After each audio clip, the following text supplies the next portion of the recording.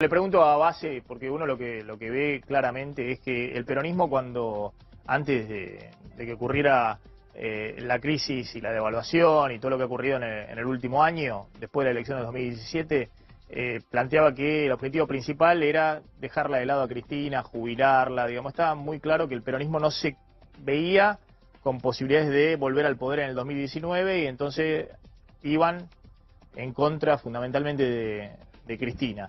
Hoy lo que uno está viendo, más allá de los enconos históricos, la izquierda peronista, la derecha peronista, las cosas típicas, el kirchnerismo, el peronismo histórico, todo eso, el sindicalismo, que obviamente ya no es el caso típico, fue en la alianza con Macri para el poder y hoy está diciendo que va a votar a Cristina. El peronismo se ve con posibilidades de volver al poder. Y lo ve a Macri, le genera más espanto, le genera más espanto Macri que Cristina. ¿No están en problemas en Cambiemos? A ver, los problemas de Cambiemos creo que están dados por la situación de la economía, por lo que estábamos hablando recién, que es además la principal preocupación de Cambiemos. Nosotros tenemos que resolver el tema de la economía o por lo menos mostrar un país que está encaminándose desde ese punto de vista con el tema de la reducción de la inflación, con la estabilización del dólar, del tipo de cambio, bueno, mejorar las condiciones de exportación. Este es el gran desafío que tenemos. Y en esa dirección estamos trabajando y me parece que otro gran desafío es transmitir adecuadamente esto, digamos, mostrarle a la sociedad que efectivamente, más allá de los problemas que no se han resuelto y más allá de los errores incluso que hemos cometido desde el gobierno, estamos convencidos que estamos transitando el mejor camino que puede transitar hoy la República Argentina. Este es el tema fundamental en el que nosotros tenemos que trabajar. El tema del peronismo, la verdad es que yo creo que es apresurado decir hoy que todo el peronismo va a estar junto. Me parece que el peronismo tiene algunas cuestiones importantes que resolver. Y lo otro es que me cuesta encontrar un programa común, que también sería muy bueno que si el peronismo está en condiciones de ofrecerle al país un programa común distinto al que hoy ofrece Cambiemos, sería bueno que esto quedara explicitado, así la gente sabe en definitiva detrás de qué propuesta los están convocando. Porque a mí hay cuestiones que me hacen ruido. Por ejemplo, la verdad es que yo no puedo entender qué pasó, por ejemplo, con el tema concreto de extinción de dominio. Hasta hace algunos meses había un sector del peronismo que estaba de acuerdo con Cambiemos y con otros partidos políticos impulsando una ley de extinción de dominio para recuperar los fondos que perdió el país en manos de la corrupción y lamentablemente en estos días nos encontramos con todo el peronismo unificado detrás de oponerse al decreto de necesidad y urgencia que dio el presidente de la República porque lamentablemente en el Senado de la Nación no pudimos aprobar esta ley. Digamos que hay algunas cuestiones que nos muestran a que el peronismo empieza a encontrarse, seguramente incluso algunos sectores peronistas, haciendo concesiones en favor de otros. Concretamente, me parece en este caso en particular, algún sector del peronismo federal haciendo concesiones en favor del kirchnerismo que se opone, por ejemplo, al tema de extinción de dominio, ¿no? Diputado, ¿me permitís, Maxi? Porque, a ver, el radicalismo salió a decir que quiere paso, lo dijo Sáenz, lo dijo Cornejo y el candidato es Lustó. La pregunta es, ¿realmente quieren ir a una paso con Macri o están negociando para que no los dejen afuera y les den menos diputados que a Carrió? Porque en la provincia de Buenos Aires, en la última elección, metió más diputados Lilita que el radicalismo. No, bueno, pero, a ver. ¿Cuál es la estrategia? ¿Quieren ir a una interna o están negociando? No, la estrategia es fortalecer Cambiemos. Sí, pero eso todos es nosotros, no, pero es cierto. Y esta decisión de ir a las PASO o no ir a las PASO no va a ser tomada en función de la conveniencia del radicalismo. En realidad, esto es muy parecido a lo que pasaba con la discusión de si Vidal desdoblaba o no desdoblaba la elección con respecto a Macri. En realidad yo en ese momento dije, lo que va a pasar es lo que le convenga a Cambiemos.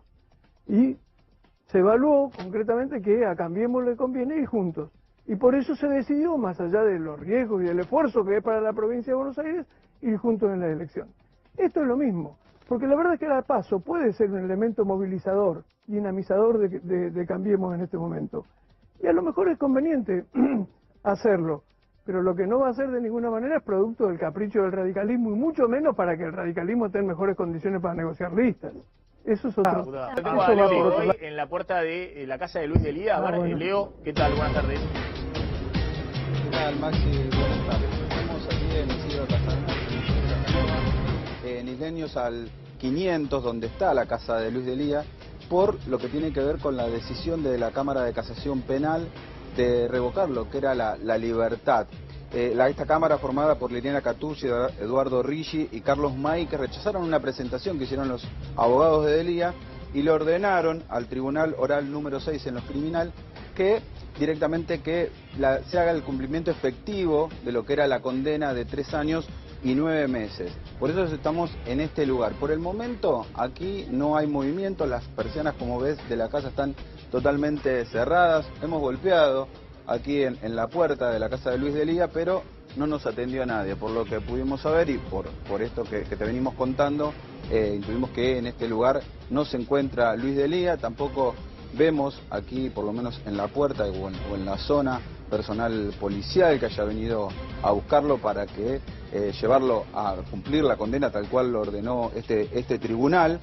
Por lo pronto, esa es la situación aquí en la casa de Luis de Lía. Bien, Leo, volvemos ahí en cualquier momento. El otro día hizo unas declaraciones, Luis de Lía, que parecían y salían del libreto de Durán Barba y Marcos Peña. Unas declaraciones que parecía, pero no que puede parecía ser. que se las escribió. Pero no puede ser que cada vez que desde el peronismo se hacen declaraciones que son durísimas y que en definitiva son una expresión típica de algunos sectores del peronismo, Miguel, se nos eche la Me parece culpa, que se lo nos que eche están la culpa lamentando, a la lo que gente están... del peronismo. Delía nunca fue peronista, es kirchnerista. En la Casa Rosada están lamentando que Lía En la Casa Rosada, ¿sabes no, lo que no lamenta siga Maxi? diariamente en su programa, ¿Sabés lo que- de, no sé dónde está, si en ¿sabés Radio lo- Cooperativa, ¿Sabés lo que lamenta en Radio la Rebelde. Casa Rosada? Están lamentando mucho que no esté presente participando de la Claro. campaña Lo en que favor del lamenta oficialismo. la Casa Rosada, lo que lamenta y lo que teme precisamente es que se baje Cristina, porque es funcional al diseño de Durán Barba. Esto es así, nos guste o no nos guste. Y overlapear A ver. peronismo con kirchnerismo, Miguel, discúlpame, es un intento de querer quitarle la identidad que tiene No, el pero no lo hago peronismo. yo, lo hizo esa reunión. No, En Buenos Aires. lo hizo Delía, que no lo podés catalogar A ver, como un segundo, peronista. le voy a hacer una preguntita a Federico Aurelio, porque la verdad que es verdaderamente algo muy extraño. Con semejantes datos económicos, uno piensa, bueno, no hay chance de que un gobierno tenga posibilidades. Hay quienes dicen, bueno, el gobierno tiene posibilidades porque está Cristina enfrente. Y por otro lado están los que dicen, bueno, Cristina tiene posibilidades por el fracaso estrepitoso en lo económico de Macri, si no, los pueblos, digamos, cuando votan para adelante, digamos. Una vez que votaron, Cristina perdió en 2017, es raro que vuelvan a votar para atrás, digamos, que vuelvan a darle otra chance más. Es decir, si no será Macri, será algún otro, pero hoy los dos principales candidatos siguen siendo Macri y Cristina. Sí, la verdad que no es un panorama sencillo, porque también es cierto lo que dice Miguel Ángel, de que la unidad del peronismo es competitiva, pero es una unidad del peronismo que incluye el kirchnerismo. Es decir, que esa unidad, aún sin Cristina, es muy competitiva, es igual de competitivo que Cristina hoy, pero quizá tienen más potencialidad del crecimiento adicional que necesitaría tanto Cristina como la unidad del peronismo sin Cristina, con el kirchnerismo incluido, para ganarle a Macri. Con lo cual, esa unidad es muy competitiva, pero si no tiene el kirchnerismo, pierde competitividad, que es parte de Y si no tiene un candidato instalado. Bueno, Eso, por supuesto que no puede elegir cualquier candidato. eso se ve porque, claro, las encuestas de ustedes y otras consultoras muestran que el rechazo a Cristina y a Macri está arriba del 50% en ambos casos. El rechazo, él nunca lo votaría. Así es. Genera rechazo. La novedad es que el presidente tenga esos niveles de rechazo. Cristina siempre tuvo, desde que dejó el poder, fue bajando un poco, pero sigue estando arriba del 50%. Desde el 2016 que llegó Claro. a ese nivel y se mantiene muy estable. Los En cambio, candidatos que dan vuelta del peronismo de alternativa tienen un nivel de rechazo mucho menor que el 50%, pero tienen un nivel de voto mucho menor que Cristina. Así es. Es decir, no están instalados competitivamente con Cristina. Si bien tienen un nivel de rechazo mucho menor, lo cual los posicionaría mejor si llegaran a un balotaje frente a Macri. Eso es un poco la... Exactamente. Pero es como dice Toma, que si Cristina por arte de magia desaparece de la escena política y dice yo me bajo, ¿eso garantizaría que el peronismo le gana a Macri? No, porque ella puede definir no ser candidata, digo, siguiendo la línea de lo que decía la diputada, podrá definir no ser candidata, pero ese espacio necesita tener el acuerdo con el kirchnerismo que lidera ella, sin dudas, para poder ser competitivo. Si ella, aunque no sea candidata, no define el acuerdo con ese peronismo, primero que no sería un peronismo unido, y en segundo lugar que no tiene el caudal electoral. Es decir, que vos le sugerirías a Toma que no sea tan agresivo. No, yo, Miguel Ángel, en primer lugar es un amigo. Con el kirchnerismo. No, pero es interesante lo que dice Federico. Que utilice la estrategia del viejo peronismo de que lo que eran enemigos, bueno, ahora... lo viejo es... Ahora son adversarios internos y mañana son... No, pero es interesante. Compañero de gabinete. Una pregunta, Federico, porque me parece clave esto. Mira, cuando vos decís sin el kirchnerismo, yo diría sin el peronismo que está detrás de Cristina Kirchner, que no es lo mismo que el núcleo duro, porque en el caso de un balotaje entre Macri y Cristina existe mucha ventaja para Macri, pero en el caso de que el balotaje fuera entre una alternativa tipo federal, digamos, alternativa federal, y Macri, una gran cantidad, enorme, la mayoría de lo que podría votar a Cristina viene a votar esta opción. Esto es lo que yo estoy diciendo y creo que los números... Sin duda es así, sin duda es así, pero ten en cuenta que no necesitas que vaya una parte, necesitas que vayan todos. Todos. Entonces, como necesitas que vayan todos, necesitas el acuerdo. Una cosita te quería decir, perdón. Sí. No, que vos eso decías de que los electorados a veces no vuelven al pasado y al presente, y si no vuelven para atrás. Yo creo que hoy los argentinos, no sé cómo se trasladan los números, ¿no? Pero yo creo que hoy los argentinos están pensando quién los puede sacar de esta situación y quién puede remar, además, la dificultad del gobierno que viene, que va a ser un gobierno con muchas dificultades económicas, con una bomba que está dejando este gobierno actual. Y entonces yo creo que eso es, digamos, el norte de una manera que explica cómo el electorado está pensando. Y yo creo que sí, que siendo el proyecto político que nos sacó desde el año, a partir del año 2003 de una crisis sin parangón, también creo que Cristina fue la que navegó la crisis del 2008, de la cual los argentinos pocos se acuerdan, porque hubo un gobierno que protegió a los ciudadanos de esa crisis. Recordamos que en el 2008 se cayó el mundo entero, y sin embargo yo no creo que ningún televidente hoy se acuerde de la crisis del 2008 en su bolsillo. Recordamos que fue el año que se instrumentaron las repro, que se estatizaron las jubilaciones, que se inyectó dinero en la economía, y nadie se acuerda de la crisis del 2008. Yo creo entonces que también hay una idea instalada, que es la de que ellos nos pueden sacar de acá, ellos nos pueden sacar de este lío en que nos metió el gobierno. Y eso también creo que está, seguramente hay un electorado más fiel, un electorado que históricamente fue más kirchnerista, a los sismos y demás, o sea que se siente más representado, y hay otro que realmente entiende que somos los únicos que podemos hacerlo. Perdón, acá hay un dato que yo quiero agregar.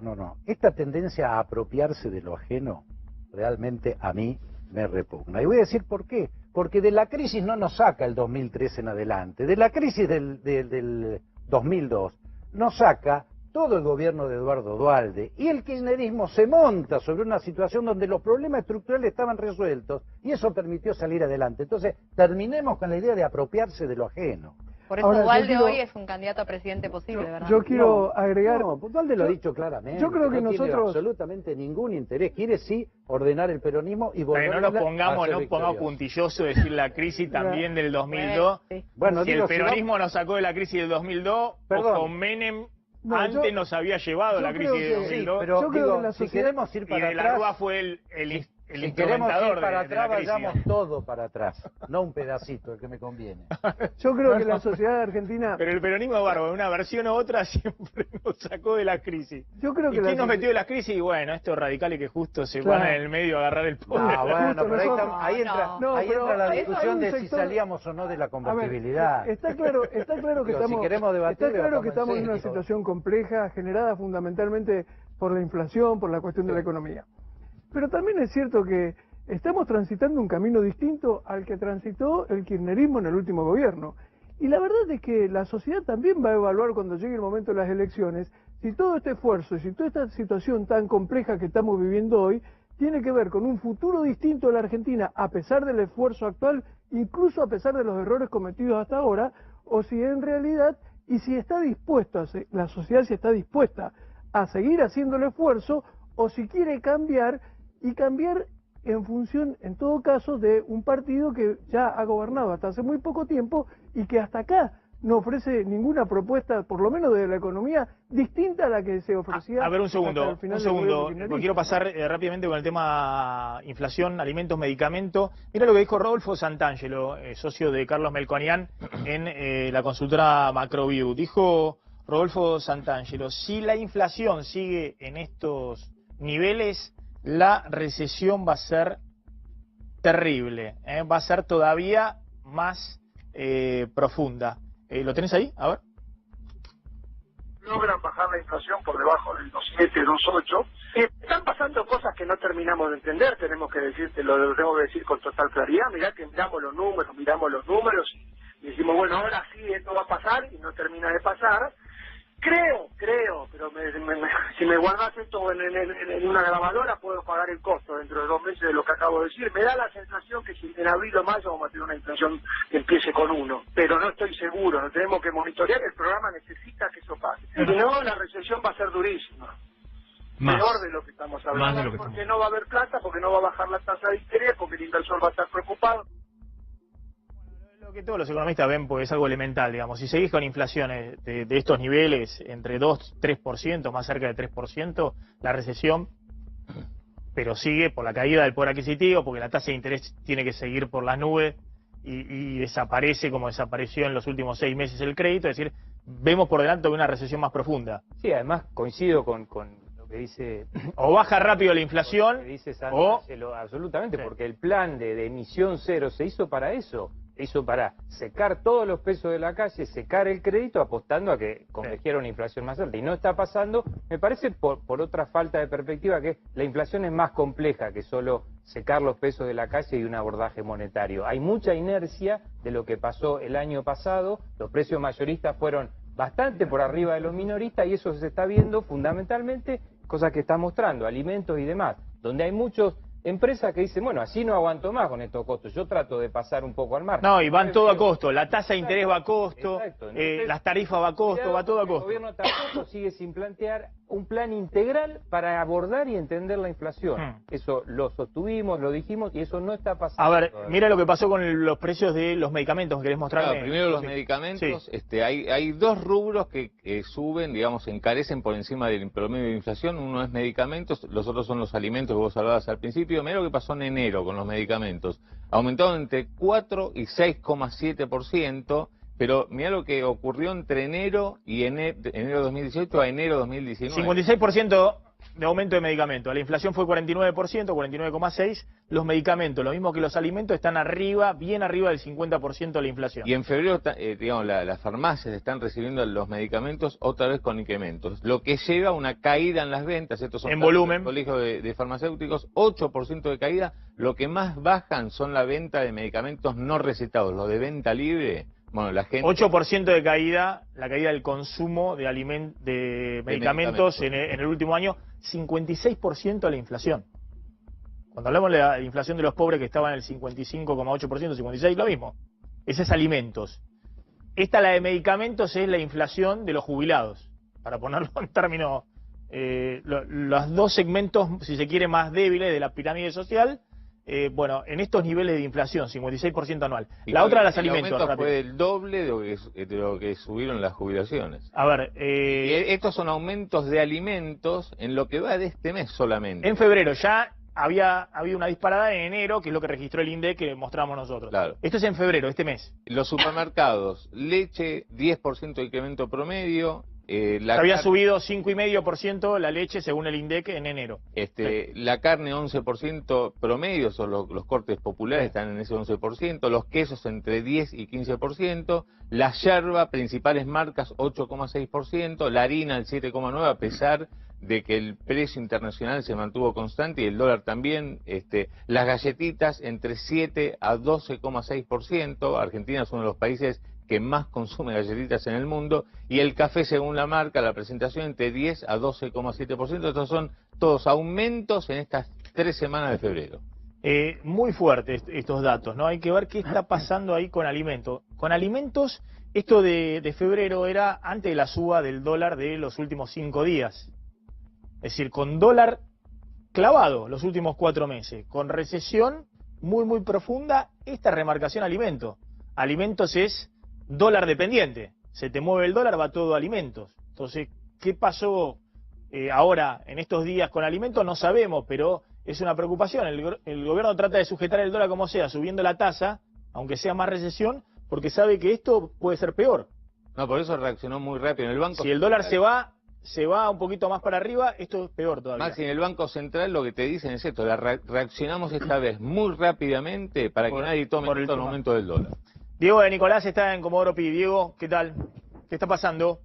¿Cómo te va, Maxi? Buenas tardes. Bueno, vamos a dar una información adicional a lo que ya se venía hablando sobre el tema de la decisión de la Cámara de Casación para que Luis Delía regrese a prisión. Sabido es que hoy antes del mediodía, Casación dijo que por la toma de la comisaría 44 debe cumplirse efectivamente la condena de Delía. Delía hoy está en libertad. Por eso devuelve el expediente al Tribunal 6. ¿Qué acaba de resolver el Tribunal 6? Que hoy no se va a practicar la detención. ¿Por qué? Porque todavía resta por resolver un incidente de salud que presentó el propio Delía, diciendo que por sus condiciones no puede ir a la cárcel, sino que en tal caso tendría que ir a prisión domiciliaria. Bueno, para esto se ordenaron pericias médicas oportunamente, hace ya prácticamente 2 meses que se ordenaron estas pericias, todavía el tribunal no tiene el informe, esto podría estar la semana que viene, por lo tanto, hasta tanto ese informe médico no esté en manos del tribunal, Luis Delía seguirá en libertad. Luego sí, irá preso, pero habrá que definir si a una cárcel o a la casa. Gracias, Diego. Vamos a hablar unos minutos con Miguel Velarde, que es asesor político venezolano, consultor político. Gracias por venir, Miguel. ¿Qué está pasando hoy en Venezuela con este acto importante que hay, con artistas, un recital importante en Colombia y efectivamente cerrando Maduro la frontera con Brasil? La noticia del día.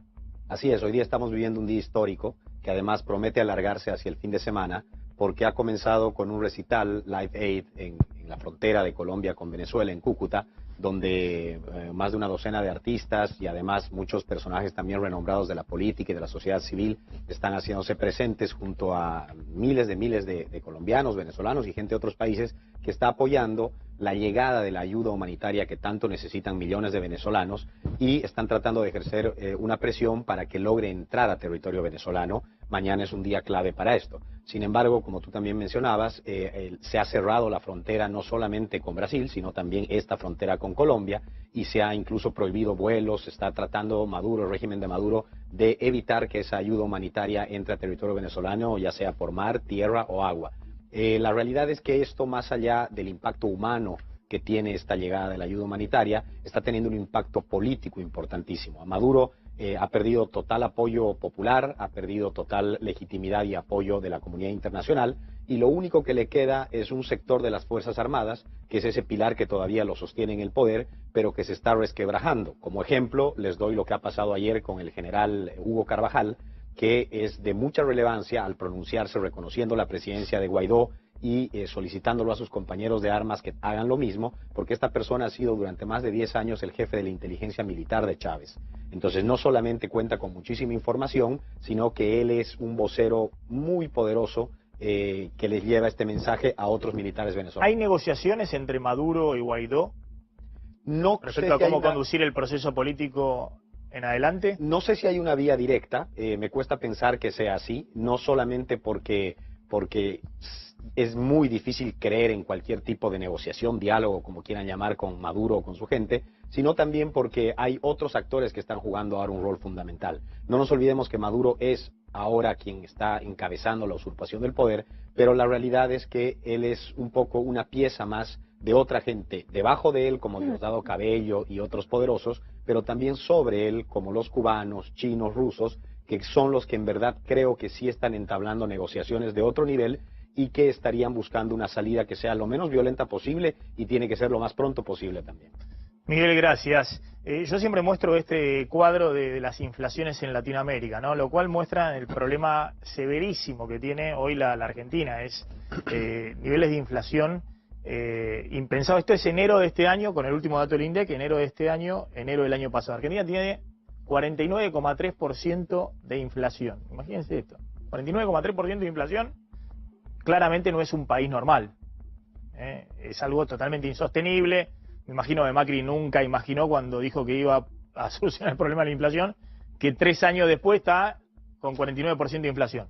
Fíjense la inflación de Uruguay, 7%. Brasil, 3,7%. Anual, ¿eh? La que nosotros tenemos en un mes. Colombia, 3,5%. Paraguay, 2,4% anual. Perú, 2,3% anual, enero de este año y enero del año pasado.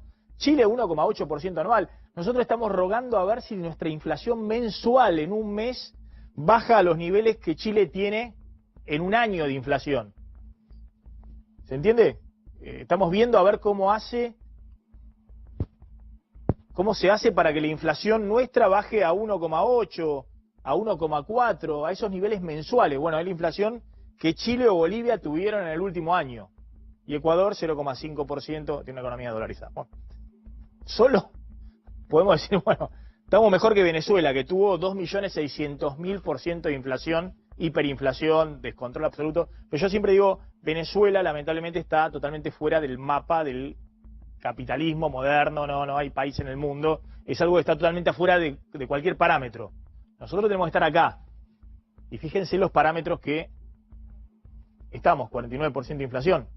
Es una locura. Bueno, esto es la Argentina. Yo no sé si el gobierno va a ir con la campaña electoral, bueno, pero miren, la alternativa era Venezuela. No sé si la alternativa era Venezuela, pero que Argentina esté acá y estemos deseando tener en un mes la inflación que Chile, Bolivia o Perú tienen en un año y no sabemos cómo hacer para lograrlo, y habla de la situación en la que se va a desarrollar la economía argentina este año, ¿no? Y Maxi, y con las paritarias por abajo de la inflación, que es lo que le preocupa a los argentinos, ¿no? Con la Paritarias que no llegan, porque digo, la inflación siempre es un problema para los economistas, pero para la gente que está en su casa, esa inflación, como decías recién, los jubilados, el ejemplo más claro, pero los trabajadores, que ni cerca le llegan a la inflación. Gracias a todos. ¿Quería decir algo? No, pero la inflación es un tema que no empezó con este gobierno. De hecho, el gobierno kirchnerista deshizo el INDEC justamente para no mostrar la inflación que teníamos. Pero las paritarias y los jubilados ganaban más que la inflación. Tenemos una situación compleja. Yo no digo que no, tenemos una situación compleja, pero es un tema de larga data en la Argentina.